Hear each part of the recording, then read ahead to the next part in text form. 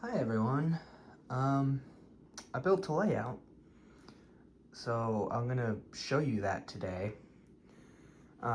First, a few things. First is the reason I've been gone is cause college is a nightmare. I've been overworking myself there, and I haven't really dedicated much time to editing videos and such. But I'm hoping I can get a few stories put out before the end of the year. Um, And the reason this one's coming out right now is because it is 7:30 at night. I need to tear this layout down within the next few days, so I'm making this so that way I can. Um, but anyways, hopefully I can get to working more on things I need to. So yeah, I guess we'll start with the layout. I'm not really sure where to start. I guess Tidmouth Sheds is the most logical place. I'm also not going to move around much. I have not, if you can't tell, I have not given myself a lot of room to move around. I think I say that every layout video, but especially this one. This layout's special because it has 3 different gauges, which I'm very proud of. And the way you can tell is this, the Mountain Tunnel Gold Mine version. It's the Mattel one. I don't have any Learning Curve Mountain Tunnel versions. The top portion is standard gauge. The middle, as you can see, is narrow gauge by Ivo Hugh, who we'll get to. And the bottom is miniature. There's Frank, and so we'll get to that. First, we'll start at Tidmouth. I decided to vary the cast a little bit. We have Arthur and Wilbert, very interesting characters there. Henry, a duck who I got recently. Well, I say recently, since the last time I made videos. I believe that's Donald in the shed, and a new Winston who has the wheels and the silver thing that that version does. We'll go down the line here. I guess we'll go. Well, I'm gonna say south. I guess north, south, east, and west. So we'll go south here. That's the tunnel that came out of the Thomas at the zoo set. We will go up this viaduct here. Usually with bridges I put destinations and such, but this one was simply to avoid all the tracks that are under it. So up here we have Dudley pulling a train with Ulp, the Dynamite Scruffy, a giggling troublesome truck, and the recycling car, and that custom caboose brake van. I really like all the customs I've gotten, and I really like having another brake van because Wooden Railway did not make enough brake cars. Anyways, down here we come to sort of the yard section. Mainly it's this, where all the freight cars are, and you can see 13, who is currently what I would call the main yard shunter on all my layouts. Kind of having a panic attack with all the disorganized mess because it's not a very big yard. I barely had any space to put it in this whole thing, but I was able to fit it there. And here's another section of the yards, I guess. The turntable here. We have quite a few. For some reason, I put a bunch of black painted engines here. We have Diesel. That's the 2011 Diesel. I really like that one. There's Douglas, and there's Neville at the coal hopper. We have the turntable operator. I think turntables should have operators, so that's why he's there. And so top hat speaking to the yard manager. There's a truck there, there's a few buildings. I just tried to make the yard look like how it does in the show, where it has a bunch of random buildings, like it looks very factory-esque. And I think I captured that pretty well. Down here is the power station. Had a T-switch. We'll go straight on the T-switch for now. And we get to the Steamworks. So right now we have Rheneas with his yellow coat of paint, Ryan, Freddy, and Yellow Victor. I prefer that Victor, so I always use him. We'll get to the narrow gauge section in a minute, down that way. First of all, we'll go straight here. We have Sam at this 3-way junction, whatever you want to call it. It's not that big, but I do like it because it does provide for some interaction between characters on multiple lines. I really do like that. Over here we have a little forest area, and you even have the trees on the track destination. Sam has a very big train. I like to do this. I give him the same cars every time to make this rather large train. So, and his line just connects back to that one at Tidmouth. So now we're gonna go over the narrow gauge track. We go under the sling bridge here. I do like with certain destinations having like an overside be one gauge and the underside be the other, and I was able to do that here. The overside standard gauge, but the under, as you can see, is narrow. We go into the tunnel. Scarlowy is pulling Ada, Jane, and Mabel. You can only see the back of Jane, Mabel. Ada's in there somewhere. This is, I guess, Corbin's Gate sheds. We have Smudger in there, Duke, and Peter Sam. Duke is at the water refilling station, and there's Mr. Percival. And I guess Scarlowy is chatting with Edward and Derek. Derek, I'm guessing, is waiting to go to the works, as he usually is. As you turn here, you go up to the Gold Mine Mountain, the middle level. I do like having all the gauges on here, because every gauge has its own quarry, so I just combined a bunch of the quarries here. Iowa Hughes line goes to the clock tower. I like using that as a narrow gauge piece. I think the narrow gauge engines don't have many dedicated pieces to themselves, so that's there. Speaking of which, we have a few what I would call narrow gauge pieces. I mean, Colin is heavily associated with narrow gauge engines. The Glen Knock switch tower. Glen Knock is on the narrow gauge line, and of course Boulder Mountain. We have Sir Handle with 2 of the Blue Mountain Quarry cars, some miners, I would say, and they're mining out Boulder Mountain, though I would hope they were being careful. Also, over here we have Madge pulling out Sea-Soaked Victor. He probably fell in the water at the clock tower. I don't know how, but he probably did. I don't know if that happened first and he went to the steamworks, or if he was at the steamworks and then fell in. It's up to interpretation, I guess. So Boulder Mountain's at a dead end, and it's very close to the yards. I do dislike how close everything is on this layout. Like, none of this has any accuracy to the actual show, but it's okay. Then we come to the Blue Mountain Quarry, which for the narrow gauge engines is just this big loop. There's that gravel loader, which is the exact same thing as the coal loader, which I actually got that first. So that's interesting. We go up here. I do like how the standard gauge line runs under this whole thing. It's actually pretty cool. And they go up to Merrick. And we have Bertram hauling those, I guess, the gravel cars. It came with the Scarlowy that's pulling Ada, Jane, and Mabel. So I think it's like Scarlowy and the gravel cars pack. But Bertram's pulling those. There's Merrick. And you come down, and that's the whole narrow gauge railway. I'm not saying I was able to make big railways for all the gauges, but I did make a portion for every gauge, so there's that. We'll go back here. I guess we'll go on this T-switch. We have the salt company, which I don't have the salt piece for, so it's kind of just a standalone destination for now. We have the bear, the custom bear that I probably love. Probably one of my favorite customs, just how professional it is. He's pulling a train of tankers, which is ironic because he's by 199, and he's probably showing him how much better he is, because 199 couldn't pull a train of tankers. You go up the hill here. I guess this isn't Gordon's Hill, it's just some random hill, but I guess you could also call it Gordon's Hill if you really wanted to.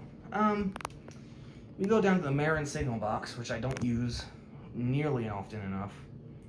We'll go that way in a little bit. I guess we'll come here. There's a switch behind Merrick, and again, we'll go that way after a while.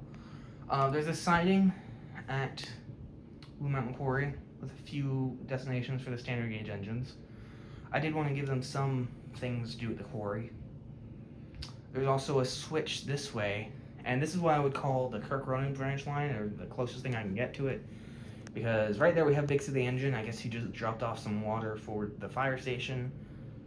I don't know why I gave him the water cars. I just needed someone to pull them, and I wanted to put Big City Engine on track, so I guess he's contributing for once. I really like that helipad, helicopter destination, or it's not even a destination, it's just a building, but you Came from the airfield set. I don't have that set. I just bought it like that, and I really like how it looks. So I usually use it to mark like the rescue center. Anyways, up here is the closest thing to what I could call Kirk Ronan Station. They never made Kirk Ronan, if not, I mean, unless you count that very obscure a Better View for Gordon pack where it has that background of the hole in the wall at Kirk Ronan. I wouldn't call that Kirk Ronan Station though. Anyhow, up here, so they're especially, you know, ironically, there's Gordon at Kirk Ronan. We have some interesting passengers. We have in the back, it's Sir Lowham Hat talking to a distinguished passenger who he knows, I guess, and Mr. Petraglia and the Admiral. Yes, very, very.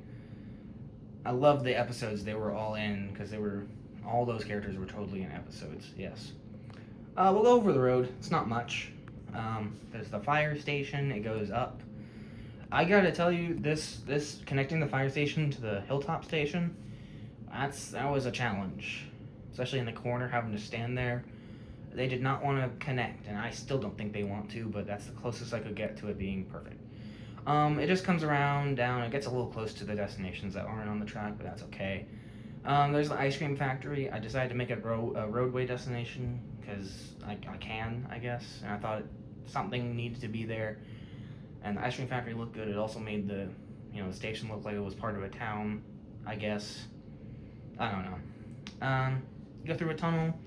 The Scrub and Shine is there. The only other roadway destination. And George is there. And the road ends. So I didn't use much road on this layout, but I am happy with what I accomplished here. I mean, I don't have many road curves. I just have what came from the Let's Have a Race set, which is only like 12 curves. So it's really limiting when I try to build things, but all in all, I think I did a pretty good job with what I was given. Going back this way, we have this snow tunnel. I like putting this snow tunnel by the Blue Mountain Quarry. It just reminds me of Blue Mountain Quarry for some reason.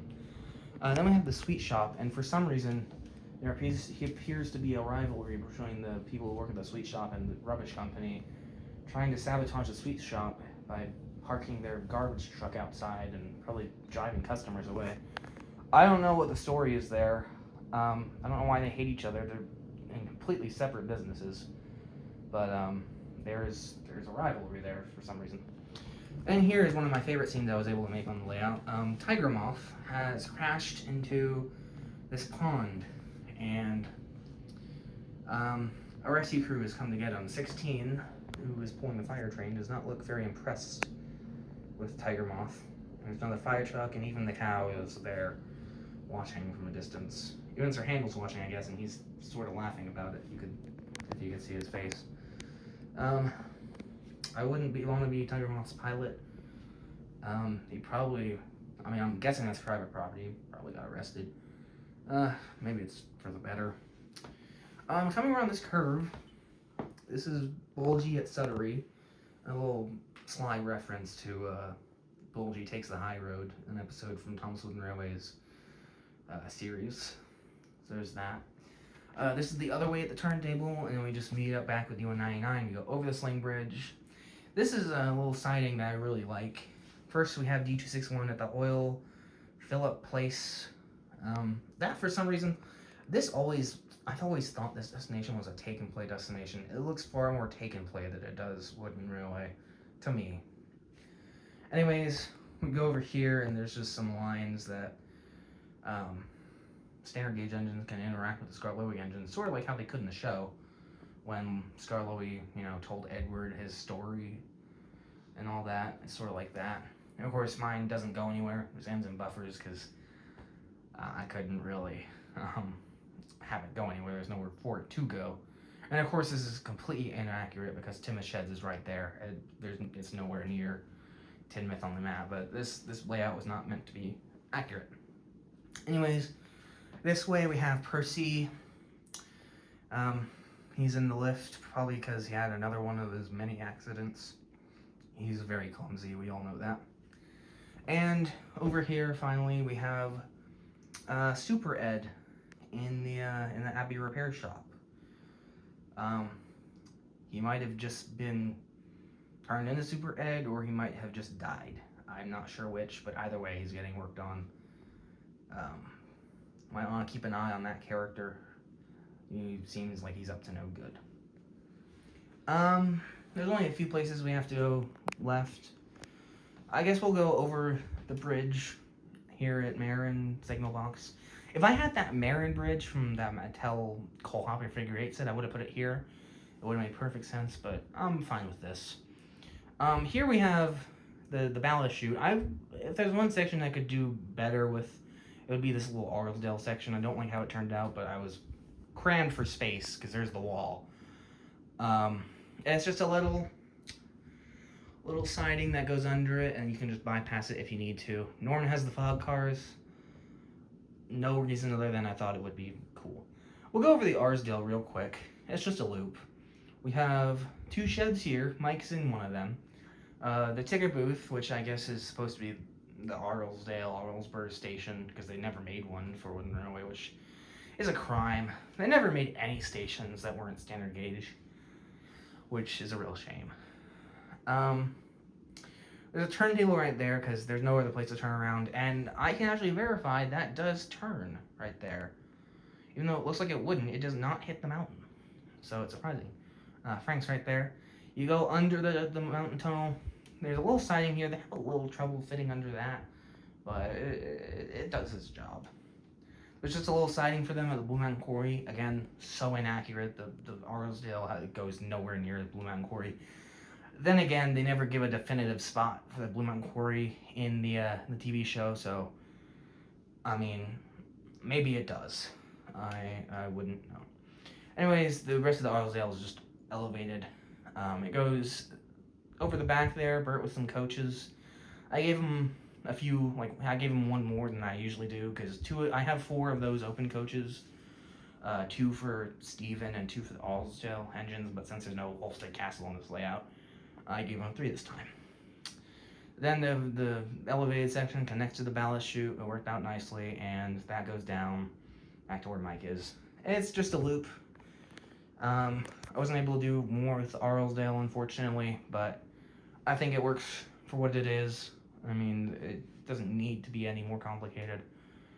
And I do like that I was able to use those viaduct pieces. I barely ever use those, and I had to because I ran out of supports making this track, so good I had those.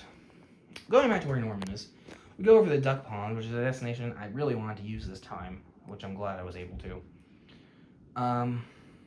We connect back to Tidmouth Sheds here, but going this way, we have Spencer pulling the Duke and Duchess's coach car. I really like this version of Spencer, the Mattel one, so much better than the learning curve. He's shinier. I actually like his face better. I think is a major improvement. Here we have Marin Station. It's kind of barren. There's not much out here, but I put that there because there's only, technically there's one other station, but I count this Sudbury thing. I think it's supposed to be just a signal box, but I grew up with Thomas Wooden Railway. He used it as a station, and since there's not many stations in Wooden Railway, I count it as a station. So this is the 3rd and final station on our layout. Not counting the Arlesdale little ticket booth. I wouldn't count that. Anyhow, we go over the little lighthouse bridge. There's Skiff and Sailor John. He's very close to the treasure. Luckily, he hasn't gotten it yet. Then we go through this Haunted Mine piece, and I didn't really have much else to do with the split off, so I just made this little loop. I called them the Coastal Caverns, because I thought that sounded cool. We have the Fix Me Up Steven in there. This is the dark alternate timeline where he got left in the mine forever. So yeah, he's there. We have some old abandoned trucks that no one wants, just chilling, as all mines have, just rotted trucks in them.